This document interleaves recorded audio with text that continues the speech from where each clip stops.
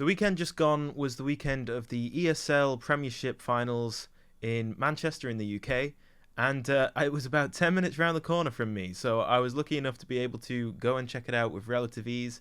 It was a great event, met lots of great people there, and watching the teams, I also learnt some new things. So today, I just wanted to show you a couple of things that I picked up from the teams that were playing this weekend. Random and see if a stack can crop up for it. See, look, there you go, more mate. stuff. Perfect. See, literally on fire, the guys here. But yeah, that's about right. You'd have to say for my whenever he's not banned. Really, the only times I see him banned is on console. So the angle that we just saw Not Tyrant holding was very similar to this one. It's here. Basically, you play the angle from inside armories. It makes the angle much tighter. You're still able to see a good amount of what's at the bottom of Laundry Stairs, but in effect, you're making it much more difficult for anyone down there to be able to see you and shoot back at you. So, especially when adding an ACOG to this angle, it makes it much better to actually hold. But yeah, it's this is the defender perspective. So, if I'm playing as Rook at the bottom of the stairs, I can see Sledge really easily if he's just watching me, you know, kind of normally. But from inside the armory, it's a lot more difficult to see him. There's only a few pixels, and he is able to take me out pretty easily.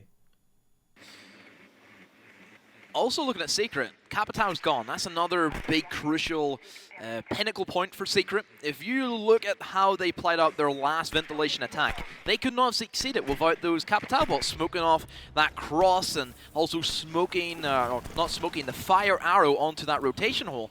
There's a lot of advantages taking the Capitão in that scenario. Save still upstairs, and he may be pressured on quite soon. As yes, he will. Leon gives. So in that clip, we saw Leon taking out Saves.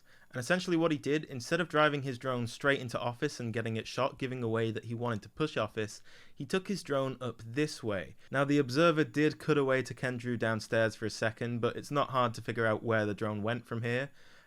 Basically Leon was just able to identify that Saves was in the Office, and Saves was too busy focusing downstairs to realise that he was getting pushed.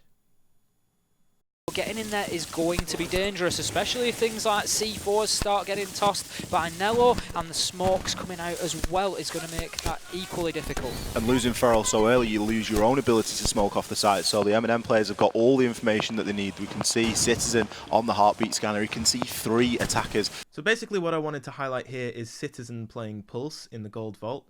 As Pulse, you essentially from this position have a non-stop supply of information. So if you're playing a Valkyrie camera in servers, it can get shot out. And from sitting in Gold Vault, you're further forward and closer to the doorway that the attackers are going to try and push. So you're able to pick up a lot of information all the way from Blue Stairs round to people actually pushing in and trying to get the plant down. And then it's a simple matter of either throwing the C4 yourself or calling your team to do it for you.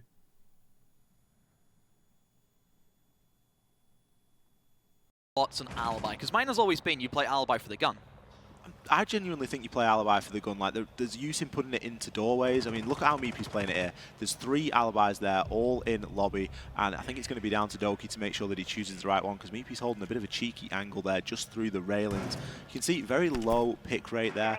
Kendrew, unfortunately, despite all our good talk about the F2, is going to lose his life very early on, quickly followed by 6. So this was a really cool angle that we saw Meepy holding.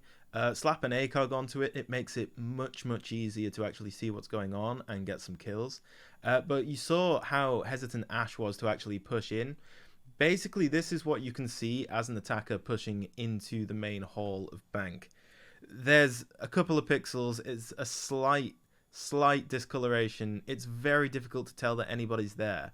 But if you tend to do what I go for usually, which is a kind of slow sweep of the room, you're not going to be able to identify that anyone is in there before they actually take off your head. As you can see here, Jackson gets me pretty much as soon as I'm on his screen, and I have no idea he's even there.